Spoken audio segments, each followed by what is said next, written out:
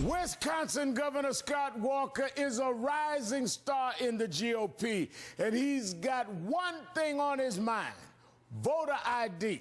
He signed a strict voter ID requirement into law in 2011, and he's been singing its praises ever since. I signed into law last year, voter ID. Unfortunately, we didn't have it before the November election, but we will have it in the future. So why is it so important to have a voter ID law, Governor? We've got to do more to protect the integrity of the vote. Protects the integrity for an open, fair, and honest election. The integrity of an election is a worthy goal, but the rampant voter fraud, the problem voter ID laws claim to solve, just doesn't exist. A voting expert in Wisconsin testified that there is just one, as in less than 2, voter fraud cases for every 283,000 votes cast in that state since 2008.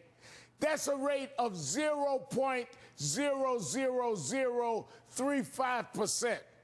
But that hasn't stopped the governor from trying and trying and trying. The state Supreme Court is expected to rule on Walker's proposed law soon. But Scott Walker doesn't care.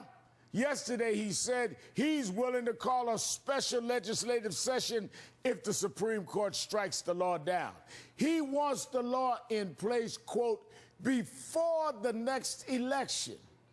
I wonder why Governor Walker is insisting this law be in place before the next election. Maybe it's because Governor Walker will be on the ballot, and a voter ID law will likely depress Democratic voter turnout. Did Governor Walker think we wouldn't notice the real reason he's so desperate to get this law in the books? Nice try, but we got you.